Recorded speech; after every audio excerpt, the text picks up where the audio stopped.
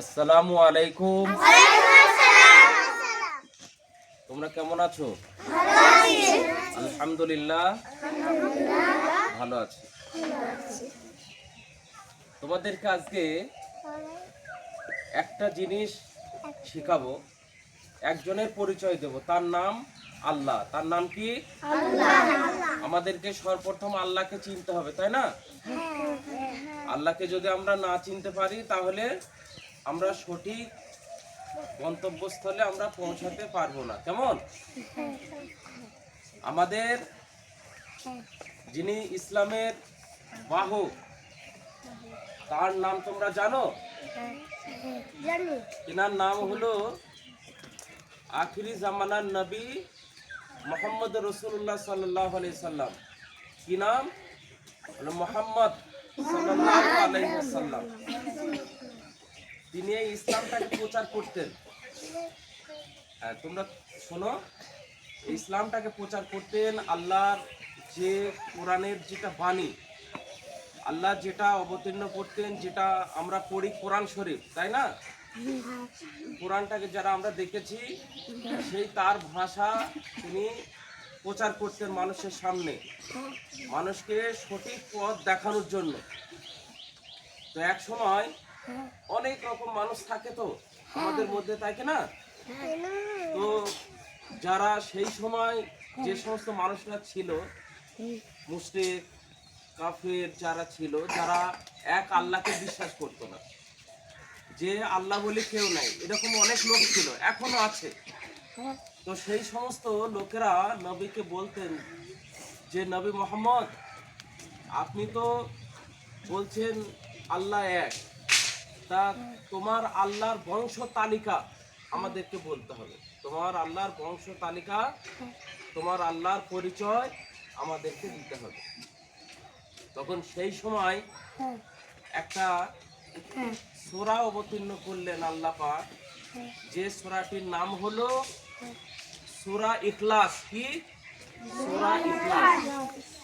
এই ইখলাস সূরাটা আল্লাহ পাক অবতীর্ণ করলেন। আমি পড়ছি, তোমরা শোনো কেমন? আউযু বিল্লাহি মিনাশ শাইতানির রাজীম। বিসমিল্লাহির রহমানির রহিম। কুল হুয়াল্লাহু আহাদ, আল্লাহুস সামাদ, লাম ইয়ালিদ ওয়া লাম ইউলাদ ওয়া লাম ইয়াকুল লাহু কুফুয়ান আহাদ। এর মানে কি জানো? কুল হু আল্লাহু আহাদ। কুল মানে বলো। নবীকে বলছেন, হে নবী, তুমি বলো, কুল হু আল্লাহু আহাদ, আল্লাহকে, আল্লাহ এক। আল্লাহ কি? আল্লাহ এক। তিনার সঙ্গে কেউ নাই, তিনার কোনো সঙ্গী সাথী কেউ নাই। আল্লাহুস সামাদ, আল্লাহ অমুখাপেক্ষী, ঠিক আছে? লাম ইয়ালিদ ওয়া লাম ইউলাদ। এর মানে কি হলো জানো? এর মানে হলো লাম ইয়ালিদ, তিনি কাউরির সন্তান নন। লাম ইয়ালিদ ওয়া লাম ইউলাদ, আর তিনারও কোনো সন্তান নেই। তার মানে হলো তিনাকে কেউ জন্ম দেননি, আর তিনি কাউকেও জন্ম দেননি। তাহলে বোঝা গেল আল্লাহর পরিচয়টা কি? ওয়ালাম ইয়াকুল লাহু কুফুয়ান আহাদ, এবং তিনার সমতুল্য কেউ নয়। তার নামে, তার গুণে, তার কথাবার্তায়, তার ইত্যাদি যাবতীয় যা কিছু আছে, তার গুণে নামে কোনো সমতুল্য কিছুই নেই। সেই হলো আল্লাহ।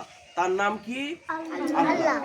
তাই এই কথাটা, এই বাক্যগুলো আল্লাহ পাক অবতীর্ণ করলেন ওই সমস্ত মুশরিকদের মুখে তালা বন্ধ করে দেওয়ার জন্য। যখন এই কথা বলা হলো, তখন তারা নীরব হয়ে গেল, তারা চুপ হয়ে গেল।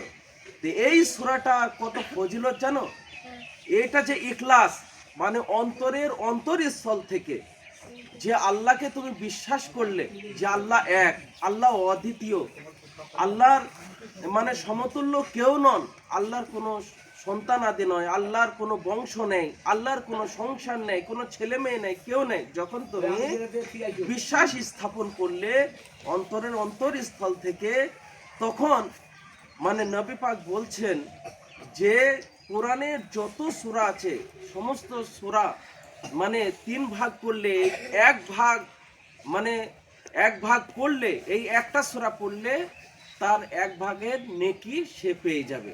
তার কারণ হলো এটা হলো ইখলাস, এটা আল্লাহর একত্ববাদের একটা সূরা, বুঝতে পারলে? আল্লাহকে বিশ্বাস করার একটা সূরা। তুমি যদি একে বিশ্বাস করে পড়ো যে আল্লাহর কেউ নাই, আল্লাহর কোনো ছেলে মেয়ে নেই, আল্লাহর কোনো সংসার নেই, আল্লাহর কোনো কিছুই নেই, যখন তুমি বিশ্বাস করলে তখন নবী বলছেন যে এই সূরাটার এত ফজিলত, এত ফজিলত যা কোরআনের তৃতীয়র এক অংশ একে বলা হয়েছে, বুঝতে পারলে? তাহলে আল্লাহর উপরে কোনো কথা বলা যাবে না, যে আল্লাহ যেটা বলেছে এবং আল্লাহর যে সমস্ত কথা আইন কানুন যেগুলো আছে সেগুলোকে যদি আমরা মেনে চলি, তাহলে আল্লাহর একত্ববাদকে আমরা মানে স্বীকার করতে পারবো। আর যদি তার কথাকে অমান্য করি তাহলে তার একত্ববাদকে আমরা অস্বীকার করে ফেললাম। ঠিক আছে? তাহলে আজকে এই পর্যন্তই তোমাদের দেয়া থাকলো। তোমরা এগুলো মানে খুব ভালো করে সুন্দর করে তোমরা এগুলো খেয়াল করে তোমরা চলাফেরা করবে। ঠিক আছে? আসসালামু আলাইকুম।